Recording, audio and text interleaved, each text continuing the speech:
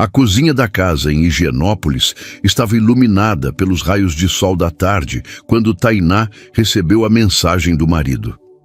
3 anos de casamento, uma vida inteira construída juntos, e tudo se resumia àquele WhatsApp frio.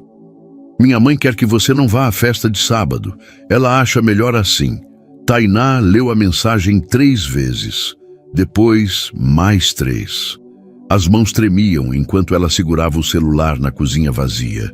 A festa era de aniversário de 40 anos do pai de Felipe, um evento que a família toda estava aguardando há meses. Um jantar no Fasano, aquele restaurante de luxo que ela mesma havia ajudado Felipe a escolher quando conversaram sobre a data semanas atrás. Ela colocou o celular sobre a bancada de mármore e respirou fundo. Tainá não era de se descontrolar, nunca tinha sido. Era advogada, conhecida no escritório por sua calma, até nas piores situações. Mas naquele momento, sentindo o peso daquelas palavras, algo dentro dela rachou. Não era raiva, era algo pior. Era a realização de que ela tinha se tornado invisível para a pessoa que havia prometido estar ao seu lado. Felipe chegou em casa por volta das 7 da noite. Tainá o esperava na sala, sentada no sofá cinza, as mãos cruzadas no colo. Ele entrou fingindo não saber do que se tratava, mas ela conhecia aquele olhar desconfortável. "Você leu a mensagem?" perguntou ele, tirando o paletó. "Licau, então sua mãe acha que eu não sou boa o suficiente para a festa do seu pai?" A voz de Tainá era firme, mas seu coração acelerava. "Não é assim, Tainá. Você sabe como minha mãe é. Ela está dizendo que talvez seja melhor você não ir porque atenção. Você sabe que ela nunca te aceitou de verdade." Tainá se levantou. Caminhou até a janela que dava para a rua. Lá embaixo, as pessoas passavam com suas vidas, seus problemas menores, suas certezas. "Felipe, você sabe o que eu faço? Eu nego direitos e defendo dignidade de pessoas na justiça. Eu olho nos olhos de juízes e faço eles entenderem que todo ser humano merece respeito. E aqui em casa, meu próprio marido me oferece o desprezo como se fosse um favor. Tainá, não dramatize. É só uma festa. É exatamente isso. É só uma festa para você. Para mim, é você escolhendo sua mãe ao invés de sua esposa. É você me colocando embaixo dela como se eu fosse pouco, como se eu fosse um erro que você comete." Felipe se sentou no sofá exausto. "O que você quer que eu faça? Que eu desobedeci minha mãe? Você sabe o quanto ela controla tudo na família." "Eu quero que você seja homem, Felipe. Quero que você escolha. Porque no dia que você não escolher a sua esposa, o casamento acaba." Ele não respondeu. Apenas ficou em silêncio, olhando para o chão. Tainá subiu para o quarto, deitou na cama que dividiram por 3 anos e chorou. Não de tristeza apenas, mas de raiva. De raiva de ter investido tanto em alguém que não era capaz de investir de volta. Nos dias seguintes, o clima em casa ficou denso. Felipe tentava fingir normalidade, mas Tainá sentia cada movimento dele como um afastamento. Ela dormia do outro lado da cama, comiam em horários diferentes. Quando se cruzavam nos corredores da casa, havia um vácuo entre eles que nenhuma palavra conseguia preencher. Tainá passou aquela semana trabalhando até tarde no escritório. Tinha um caso de divórcio particularmente complexo sobre sua mesa. Um casal que, como ela, havia chegado ao ponto em que não havia mais volta. Enquanto analisava os documentos, lia as acusações um do outro, os desentendimentos que haviam se acumulado como neve em uma montanha, ela se viu naqueles papéis. Era ela e Felipe em alguns anos se não fizesse algo. Sexta-feira chegou. Felipe saiu de casa sem beijá-la. Ela o viu ajustando a gravata de seda italiana, aquela que ela havia comprado para ele em Milão quando ainda viajavam juntos, quando ainda faziam planos como marido e mulher. Ele desceu as escadas, pegou as chaves do carro e saiu. Tainá ficou na cozinha. A festa era amanhã. Ela não havia recebido convite oficial para a festa, mas sabia de cada detalhe. Sabia que seria no Fasano, que começaria às 8 da noite, que a mãe de Felipe havia escolhido pessoalmente a decoração. Ela havia ouvido conversas pelo telefone sobre as flores brancas, sobre o vinho que o pai de Felipe havia pedido especialmente importado. Naquela noite, enquanto Felipe dormia no sofá da sala, fingindo que tinha trabalho para revisar, Tainá fez algo que nunca havia feito antes. Ela abriu a mala de viagem embaixo da cama, pegou algumas roupas, depois pegou documentos importantes, e-mails com extratos bancários que havia recebido ao longo dos meses. Documentos que ela havia guardado intuitivamente, sem saber bem porquê. Ela se sentou na cama e leu cada um deles. Havia transferências para uma conta em nome da mãe de Felipe. Grandes quantidades. Dinheiro que, segundo o contrato de casamento que assinaram, deveria ser decidido em comum acordo. Tainá sentiu o chão desaparecer sob seus pés. Ele não apenas a invisibilizava, ele a atraía financeiramente também. Isso não era só desrespeito, era crime. Ela ligou para sua melhor amiga, Cristina, que era juíza. "Preciso de você, agora, antes de amanhã." Cristina chegou em 40 minutos. Tainá mostrou tudo. Os documentos, as transferências, o registro de tudo. Cristina, que conhecia bem o mundo jurídico, olhou para Tainá com expressão séria. "Tainá, isso é transferência sem consentimento. Você tem direito. Você precisa de um divórcio rápido e contundente. Mas primeiro, você precisa agir amanhã, na festa." "O quê?" perguntou Tainá. "Você vai lá. E na frente de todos, você faz ele entender o que é humilhação." Tainá dormiu pouco naquela noite. Seu corpo inteiro formigava. Sábado chegou lento e doloroso. Felipe acordou nervoso, se arrumando cuidadosamente. Ele nem perguntou mais se ela iria. Simplesmente assumiu que ela respeitaria a vontade de sua mãe. Tainá viu ele se preparar. Viu ele colocar aquele relógio Rolex que ela havia ajudado a escolher. Viu ele ajustar o paletó. E sentiu uma frieza se instalar em seu peito. Uma frieza que não era desespero, mas clareza. "Vou me arrumar também", disse ela. Felipe virou confuso. "O quê?" "Vou me arrumar, vou à festa. E você vai entender naquela festa o que significa desrespeitar uma mulher que deu tudo por você." "Tainá, a gente conversou sobre isso." "Não." Você monologou. Eu escutei. Agora é a sua vez de escutar. Ela passou 2 horas se preparando.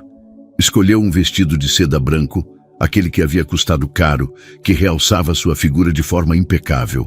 Maquiagem calculada, cabelo solto caindo sobre os ombros. Quando ela desceu as escadas, Felipe a olhou como se visse uma estranha. "Você não deveria estar aqui", sussurrou ele. "Mas estou. E você vai gostar, porque ao menos você terá coragem de me apresentar como sua esposa, ou vai me esconder como esperava." No caminho para o Fasano, Felipe ficou em silêncio. Seu celular vibrava constantemente. Mensagens da mãe, provavelmente. Mas ele não respondeu. Quando chegaram ao restaurante, a família inteira estava reunida. O pai de Felipe, já um pouco alcoolizado pela celebração, veio abraçá-los.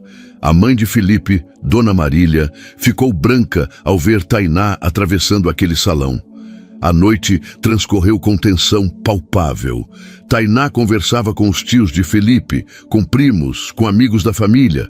Ela era inteligente, charmosa, tudo aquilo que Dona Marília temia que ela fosse. E Felipe, a cada momento, via seu poder desaparecer. Por volta das 10 da noite, quando o pai de Felipe se levantou para fazer um discurso, Tainá viu sua oportunidade. Cristina havia combinado com ela. Tudo estava pronto. E quando o discurso do pai de Felipe terminou, quando todos levantaram as taças para brindar, Tainá se levantou também.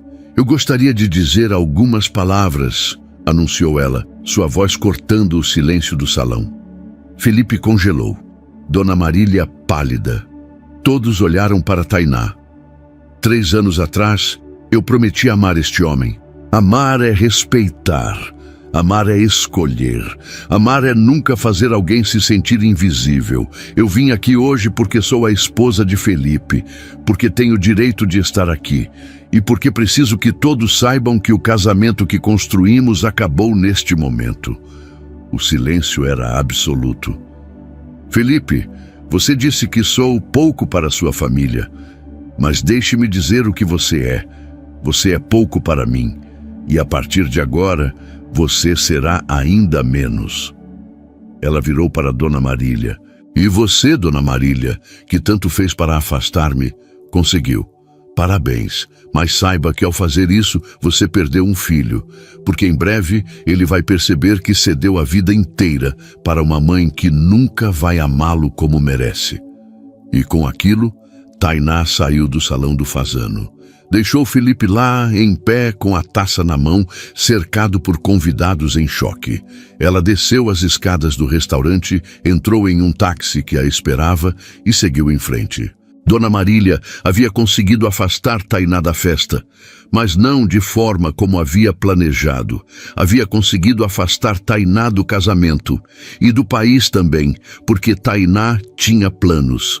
Tinha seu próprio dinheiro, sua própria carreira, sua própria vida. Felipe veria em breve que aquela que ele havia tratado como pouco era a única coisa valiosa que havia na sua vida. Os dias seguintes foram um borrão de advogados, documentos e decisões rápidas. Tainá contratou um dos melhores advogados de divórcio de São Paulo, Marcos Mendes, conhecidos por sua ferocidade em casos de família. Ela tinha todo o material que precisava, as transferências ilegais, o contrato de casamento que Felipe havia violado e, acima de tudo, testemunhas. Cristina havia estado na festa. 200 convidados haviam testemunhado aquele discurso. Felipe tentou entrar em contato com ela dezenas de vezes. Mensagens desesperadas, ligações que ela bloqueava, até uma tentativa de aparecer no escritório onde ela trabalhava. A receptora havia sido instruída a não deixá-lo passar. Dona Marília, por sua vez, mobilizou a família inteira. Ligações de primos, de tios, pedindo que Tainá reconhecesse seu lugar e tentasse resolver as coisas. Mas Tainá havia passado pelo pior. Havia passado pela humilhação. Havia passado pela invisibilidade. E agora ela simplesmente não sentia mais medo. Uma semana após a festa, Tainá foi até sua mãe. Sua própria mãe, Fernanda, uma mulher forte que havia criado Tainá sozinha, que havia lhe ensinado que respeito próprio era a coisa mais valiosa do mundo. Fernanda a abraçou sem fazer perguntas. Você fez certo, foram as únicas palavras que sua mãe precisou dizer. Tainá começou a se preparar para o divórcio. E enquanto fazia isso, começou também a entender algo que havia ignorado durante muito tempo. Ela havia se perdido em Felipe. Havia deixado sua carreira em segundo plano. Havia deixado suas amigas em terceiro plano. Havia feito Felipe ser o centro de sua vida. No escritório, seus colegas começaram a notar a mudança. Tainá voltou a se dedicar completamente aos seus casos. Pegou processos maiores, mais complexos e começou a ganhar. Começou a se notar. Uma versão dela que havia sido adormecida por 3 anos. A primeira audiência de divórcio foi marcada para 3 semanas depois. Felipe chegou com aquele mesmo advogado da família, alguém que tinha conexões, mas não tinha conhecimento. Tainá chegou com Marcos Mendes, que havia preparado uma documentação impecável. Meu cliente gostaria de chegar a um acordo. Começou o advogado de Felipe, uma mulher chamada Patrícia, que parecia desconfortável. Não há acordo, respondeu Marcos. Minha cliente foi traída financeiramente, emocionalmente e publicamente. Ela tem direito à metade de tudo o que foi adquirido durante o casamento, incluindo a casa, e mais uma indenização por danos morais. Isso é absurdo, exclamou Felipe. Tainá, por favor, sejamos razoáveis. Tainá o olhou como se visse uma foto antiga de alguém que ela havia conhecido. Seus olhos eram vazios de qualquer sentimento que não fosse compaixão. Sim, compaixão, porque ela via claramente agora. Felipe era um homem pequeno que havia sido dominado por uma mãe pequena. Não havia vilania nele, apenas fraqueza. Razoável é o que você deveria ter sido comigo, disse Tainá calmamente. Razoável é o que você não foi. O juiz, uma mulher de 60 anos chamada Doutora Alcântara, escutou toda a argumentação. Escutou sobre as transferências, escutou sobre o contrato violado, escutou sobre a humilhação pública. E no final, a decisão foi clara. Tainá receberia metade de todos os bens adquiridos durante o casamento. Receberia a casa. E receberia uma indenização significativa por danos morais. Felipe sairia daquele casamento com metade do que havia entrado. Dona Marília, quando soube, teve uma crise de choro que Felipe precisou testemunhar. Mas havia algo mais que Tainá não havia contado a ninguém. Havia algo que ela havia descoberto naquela última noite antes da festa, quando abrira aquela mala de documentos. Felipe, em suas transferências desesperadas para agradar a mãe, havia cometido fraude. Havia manipulado documentos para conseguir um empréstimo em nome de Tainá. A descoberta havia sido feita por Marcos, que a levou imediatamente à polícia. Felipe foi condenado a 6 meses de prisão. Não muito, graças aos bons advogados de defesa, mas o suficiente para a humilhação. O suficiente para aprender o que significava desrespeitar alguém. 3 meses depois, Tainá estava pronta para sua nova vida. Ela havia se mudado para um apartamento seu, perto do Parque da Ibirapuera. Pequeno, mas seu. Havia voltado com força total ao trabalho. Havia começado a namorar um colega advogado, alguém que a respeitava, alguém que entendia seu mundo. Mas o momento que realmente marcou sua transformação foi quando recebeu uma ligação. Era do pai de Felipe. Seu nome era Roberto, e ele nunca havia sido tão próximo de Tainá. Dona Marília havia sempre mantido distância entre eles, mas agora Roberto estava chamando e queria conversar. Eles se encontraram em um café próximo à casa onde Tainá havia vivido. Roberto entrou tímido, como se pedisse permissão apenas por existir. Ele era um homem que havia passado 40 anos vivendo sombra de uma mulher. Eu queria te pedir desculpas, começou ele, por tudo que você passou. Eu sempre soube o que minha esposa estava fazendo, mas era mais fácil fingir que não sabia. Você foi muito corajosa. Tainá sorriu. Eu não fui corajosa. Eu simplesmente decidi que não merecia ser invisível. Eu mereço, disse Roberto amargamente. Eu passei a vida toda sendo invisível. Então pare, disse Tainá.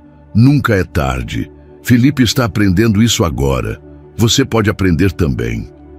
Roberto saiu daquele café diferente. E de fato, meses depois, Tainá soube que ele havia deixado Dona Marília, que havia se mudado para uma casa pequena em Paraty, onde estava reconstruindo sua vida. Felipe, por sua vez, saiu da prisão transformado. Ou pelo menos, foi isso o que ele disse para todos que o quiseram ouvir. Mas Tainá não ouviu. Tainá havia seguido em frente. Havia deixado de ser a mulher que Felipe havia tentado invisibilizar e se tornado a mulher que ela sempre deveria ter sido. 1 ano depois, Tainá era promovida a sócia no escritório. Seu nome aparecia na porta, em letras douradas. Mendes em Tainá Advocacia. Ela havia conquistado tudo pelo seu mérito. E cada vez que via aquele nome, lembrava da festa, daquele momento em que havia escolhido a si mesma. Porque a verdade era simples. Quando alguém te trata como pouco, é porque tem medo do seu valor. Felipe tinha medo. Dona Marília tinha medo. E por meses, Tainá havia acreditado que eles tinham razão, que ela era pouco.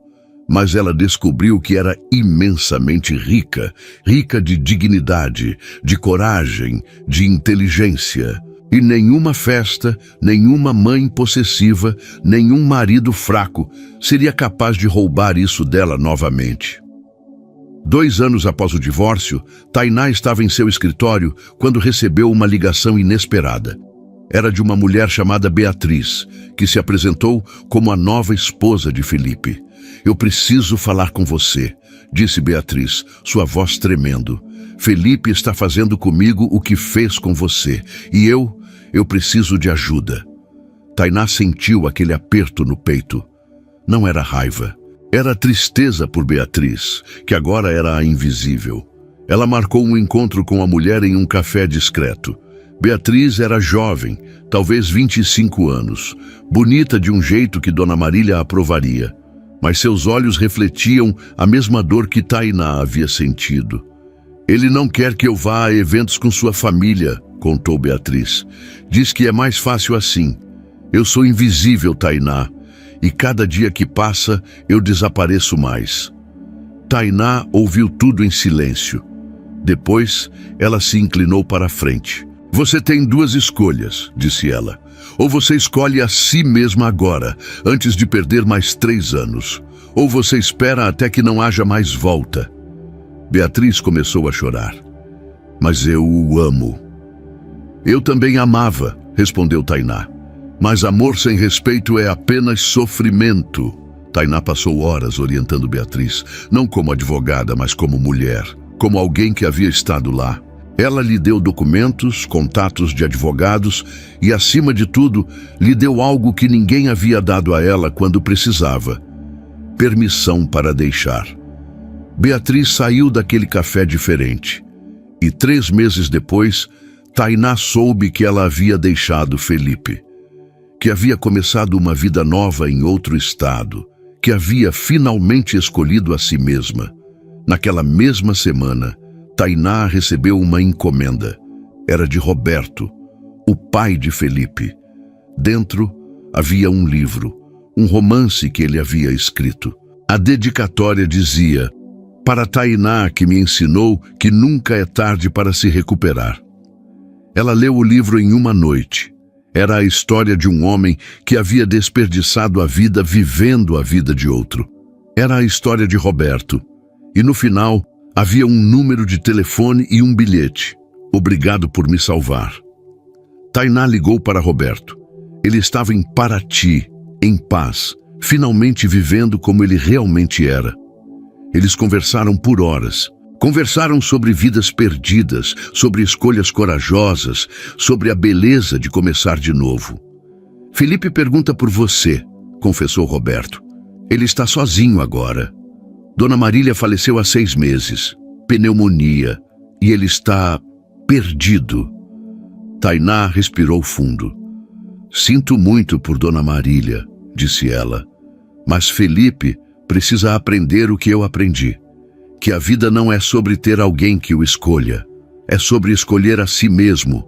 Depois de desligar, Tainá ficou na varanda de seu apartamento, observando a cidade se iluminar com o anoitecer.